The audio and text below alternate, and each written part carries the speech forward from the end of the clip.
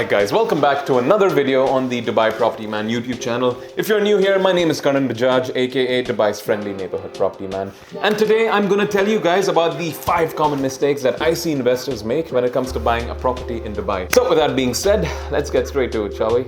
But I'm gonna need you guys to drop me a like and subscribe to my channel along with that bell icon, right there I believe.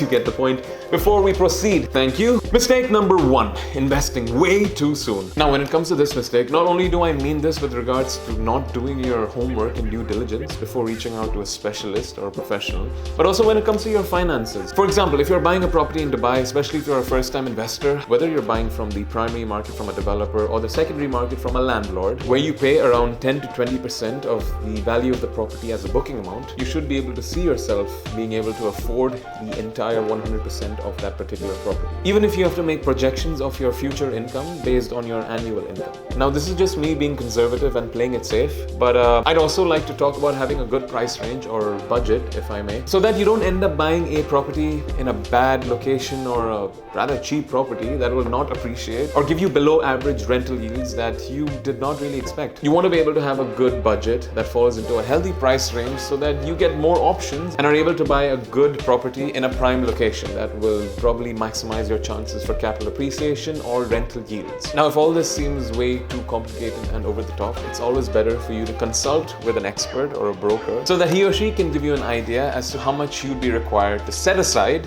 for you to be able to get your hands on a good property. Moving on to point number 2, investing way too much. Okay, so let's say that you've already set aside a healthy amount to be invested into your property of choice. It may or may not be your first time investing in the Dubai real estate market. But if it is, as a rule of thumb, in terms of what kind of unit you invest in, I would recommend that you do not go beyond 2 bedrooms, either a studio or 1 bedroom or a 2 bedroom apartment in a prime location, preferably if your budget allows. But let's say you have around 3 million dirhams that you've set aside to be put into your investments. Consider diversifying your portfolio instead of putting all your eggs in one basket by maybe investing in 3 different kinds of studios in prime locations, or maybe even a combination of a good studio unit and a good 1 bedroom unit. So to summarize, consider diversifying your portfolio and not putting all your eggs in one basket when it comes to the number of units that you're investing in, and even when it comes to the location of those units. For example, you don't have to buy everything in one particular location. You can spread out and diversify your portfolio in different prime locations in the city.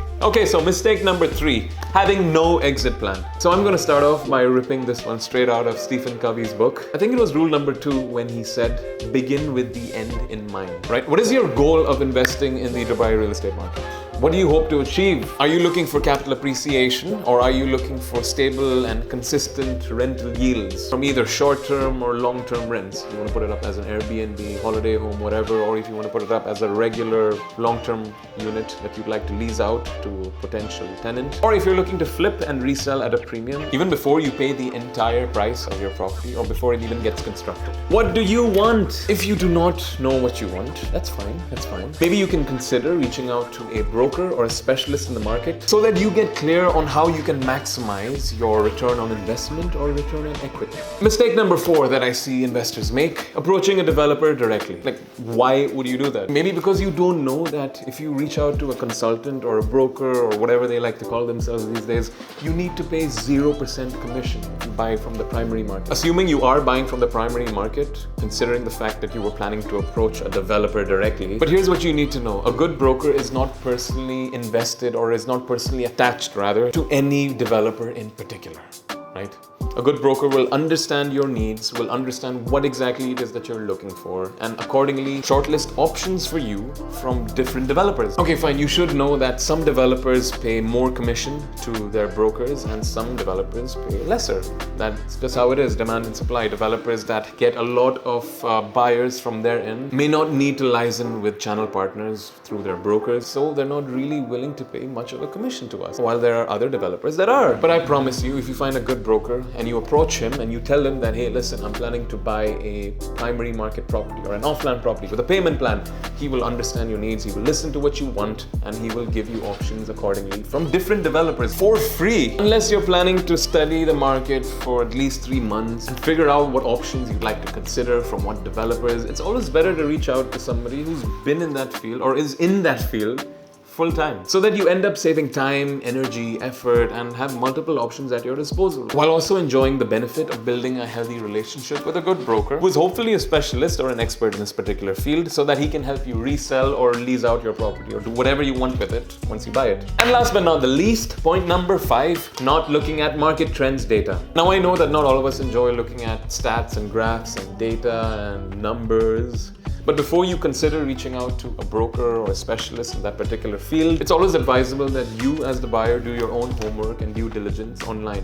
Google, right? The internet is an open book. You just need to learn how to read it. One such platform that will make this entire research process easier for you is www.dxbntrack.com. The beauty of this platform being that it takes the official data and records from the Dubai Land Department, that's right, from the government, be it sales trends or rental trends from the rental contracts or the sale deed, and it compiles everything in a very concise and easy to understand platform. For example, if you go to DXBnTrack, go to the sold section and type your property or community of choice, you can look at the exact sales trends for any particular period of time, whether you want to look at it for the past 3 years, 5 years, year to date, freak out, it's all yours. And you can even play around with the filters to know the current market rate of your property based on whether landlords are reselling their particular properties in the same vicinity or neighboring community that you are planning to purchase in, whether they're selling their units at a premium or at a loss. You can see that on dxbntrack.com. Along with the rental trends, if you want to know how much neighboring projects are renting out their units for before you end up buying a property in the same neighborhood. This platform is free, easy to use, and has been developed by the brokerage that I'm affiliated with, Fam Properties, so that anyone across the world can look at the recent market trends, data, whatever, for whatever period they like, to end up making well-informed decisions before contacting an expert or a specialist in the field. Talk about market transparency, am I right? And these were the 5 common mistakes that I see investors make. I hope you guys enjoyed this video. Please let me know what you guys think about it in the comment section below. If you have any other questions, or if you'd like me to make videos on any particular topic, please let me know. I'd like to hear from you guys. It's been real, and I will see you guys in the next one. Woo!